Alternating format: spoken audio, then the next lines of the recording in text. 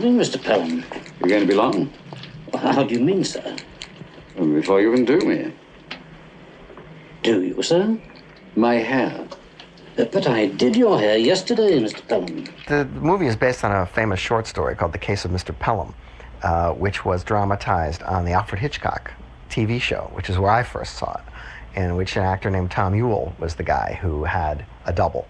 And the double was running around and doing things that he didn't remember doing, and people were congratulating him. Oh, I saw you at the club last night. You know, you were very vociferous and drunk. And I wasn't at the club last night.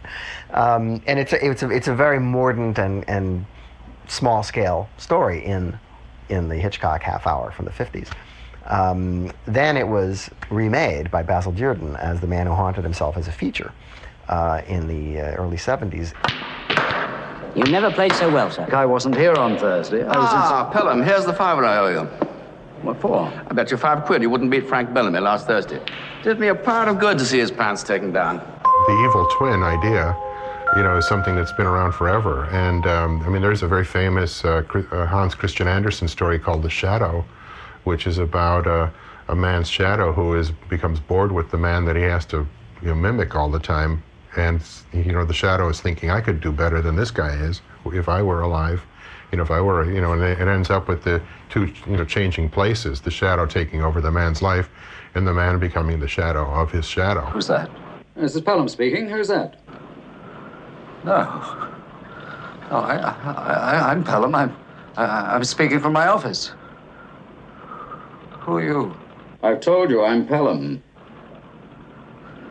I'm Pelham. I am! And the concept of The Man Who Haunted Himself is really a chilling concept. I mean, the idea that there is a double of you. And what would you do if he just walked in the room?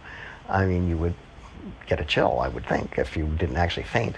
And I think the movie has some good frissons.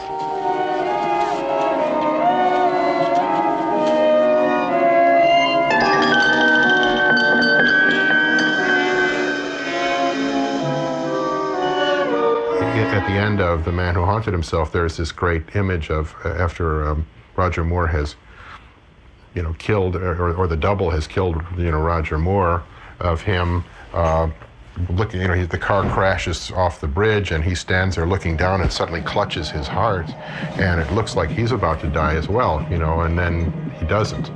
But in a sense, he has murdered the good side of his own personality as well.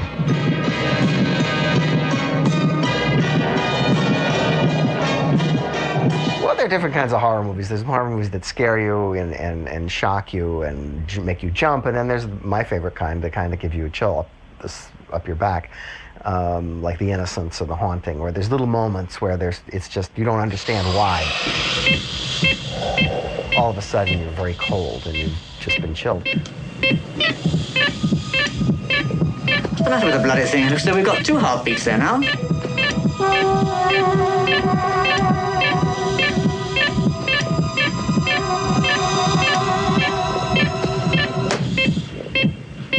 The doppelganger, is Roger Moore's, in a sense, his id, his unrestrained, the side of his personality. And the big scene, of course, is building up to the double, fucking Roger Moore's wife.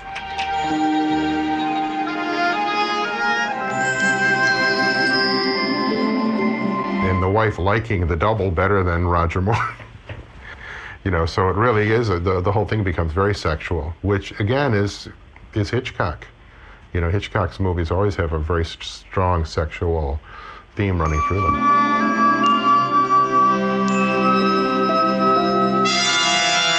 There are very few directors, I think, who can say that they haven't been influenced in some way by Hitchcock. The guy made so many movies and created so many indelible sequences in the way he used music.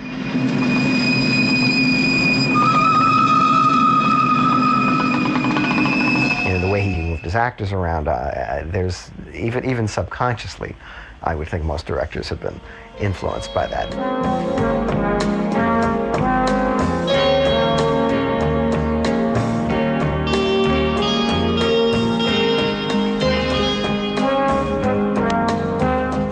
It's interesting, movies like Invasion of the Body Snatchers, is a classic doppelganger story. The idea that there's even references in The Man Who Haunted Himself where the psychiatrist is saying, I've had people come to me who say, my father doesn't seem like my father, my uncle isn't really my uncle. I mean, this is the way Invasion of the Body Snatchers starts, is with people coming to the doctor and with those same problems. And you think I'm mad? No. It's a theme that has been with us for a long time and is still alive and well.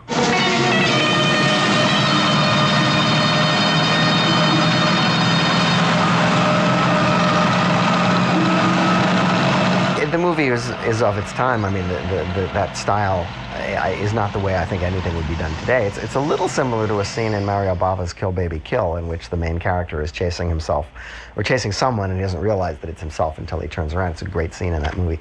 But I think that scene today, The Man Who Haunted Himself, holds up pretty well.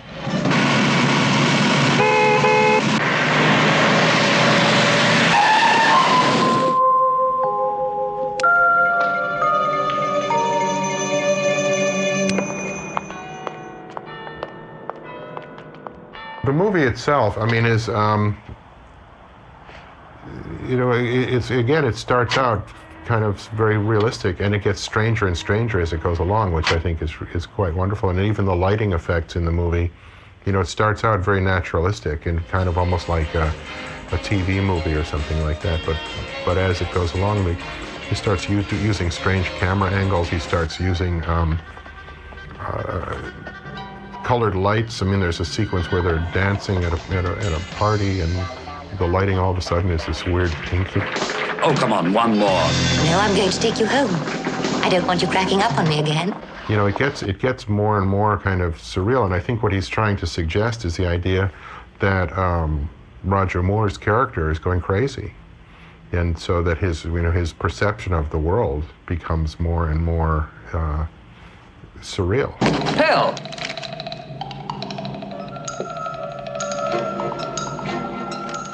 Come on! I wondered what had happened to you. Finish your drink and we'll get some lunch. In a way, if you look at this movie from the point of view of the psychiatrist, it is about a man having a midlife crisis.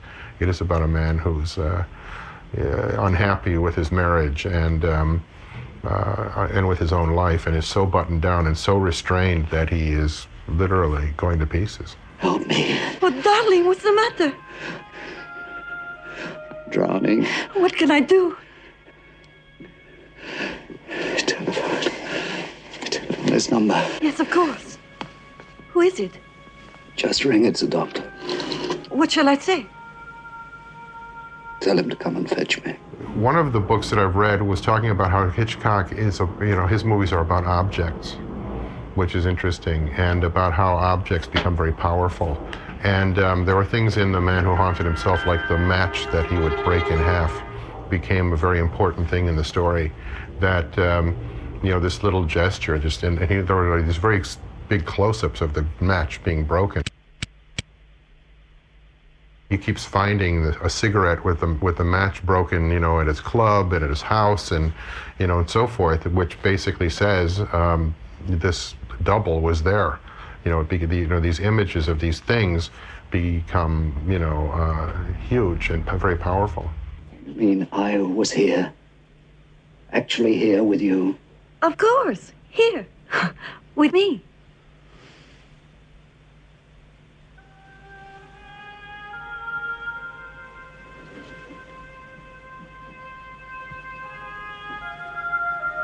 The last sequence when he's in the car and he sees all these reflections in the rearview mirror of all of the people in his life, and then he hits it with his hand and it shatters, and then you see reflections of himself in each of the pieces. I mean, this is a very difficult optical effect that was being done there.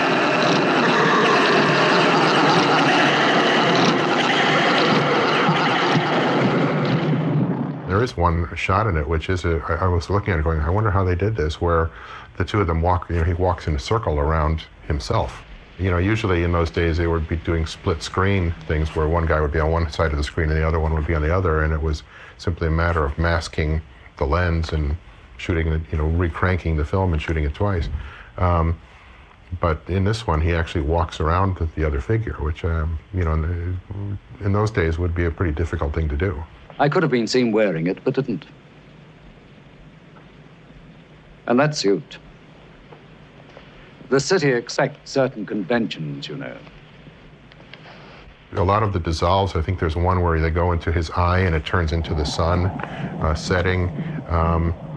You know, it was very visual, and that's very much like Hitchcock. The thing that I learned reading this book is that Hitchcock did not, I mean, in a way, he was a surrealist. You know, a lot of his images they're not realistic.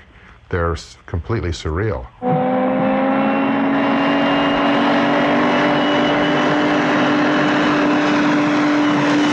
There's one shot in that, talk about a kind of Hitchcock-like weird shot, is this circling that they do when he's talking to, when the psychiatrist is talking to Roger Moore, and Roger Moore is sitting in a chair that swivels, and the psychiatrist keeps swiveling him around. How does it affect me? You could be suffering from this sort of psychosis, delusion of doubles. I could? Yes, indeed. Misidentification with a familiar person, in this case yourself, is a classical symptom in these cases. Is it? He's spinning, the camera is spinning, the psychiatrist is walking in a circle, and it just becomes this very disorienting, weird shot.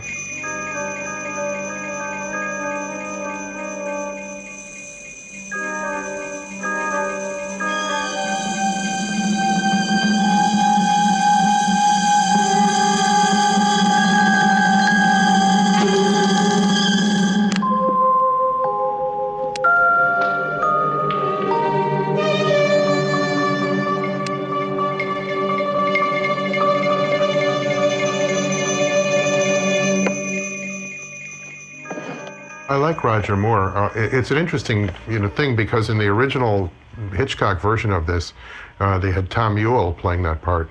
You know, and Tom Ewell is best known as the guy in the 7-Year Itch with Marilyn Monroe, and he's a very kind of American, very casual character, kind of sloppy. He's totally the opposite of Roger Moore, and he's very funny.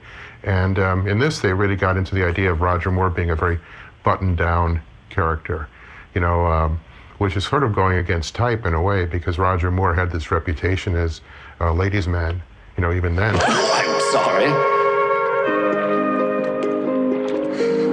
Well, I think the thing about Roger Moore is that he was always a better actor than people thought he was. I think when a guy is really good looking, people tend to sort of say, well, you know, he's good looking. He's always the same. He's plastic. He's, you know, and I don't think that's the case. And I think he's always been a good actor. And if you go back to even some of the pictures where the movies are stiff, you know, so you have to be kind of stiff, I think he was always interesting. And I think the nice thing about The Man Who Haunted Himself is he finally has something to play.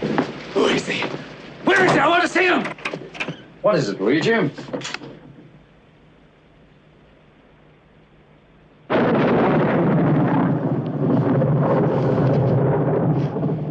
I think it is, you know, I've read that Roger Moore thinks this is, you know, his favorite movie, and I can understand why, because it's really, you know, it's his movie. He's there every scene, and he does an amazing job. I mean, he is really, you see this kind of breakdown of this character. It's a conspiracy. You're trying to drive me mad. I am Pelham. I am Pelham! Mommy, I'm frightened. Daddy, who is he? Why does he look like you? I'll tell you later, son. Make him go away. James Bond is not exactly, it's not a challenge for an actor, I don't think. I mean, it's physically challenging, but I mean, everybody knows who James Bond is, and you come in and that's the character. You got to play him that way.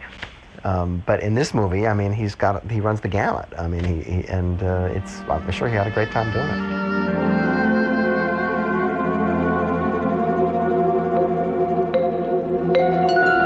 I think what a classic is a movie that holds up over time. You know, it's a movie that you can watch 20 years later and still enjoy, or, you know, even longer.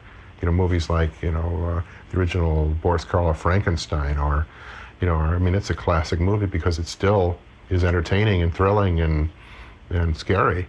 And I think this one is as well. It was an entertaining movie for me to watch. I don't see a lot of that today. Stylish movie, honestly, because I think movies have changed. CGI has ruined the thrill of movies, because if you remember going to the James Bond movies when they used to be stunts in the beginning of the movies, there would be this outrageous stunt, and people would gasp and be thrilled because they knew that what they were seeing was real. It was really a guy skiing off that mountain, you know? I mean, that wasn't faked, it was real. Well, now we could see the same shot and we go, oh, it's just CGI. It's not, no, it doesn't have the photographic impact.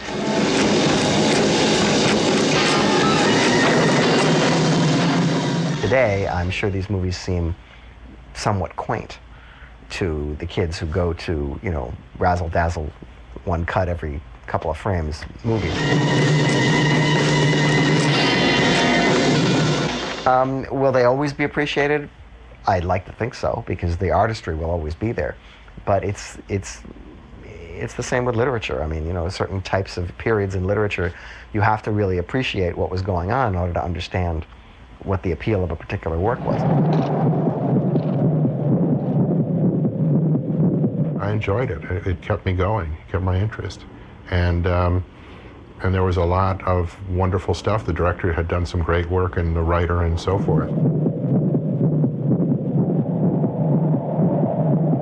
The problem with the movie in America was that it got almost no distribution. It was released by a small company named Levitt Pickman, and it played second features and drive-ins, and yeah, I would say is a fairly obscure picture in America. It's never really had any kind of push behind it, or you know, nobody's written up glowing reports and film comment about it. Although I think it's a good movie, and I believe it was the director's last picture. And Dearden had made a lot of great pictures.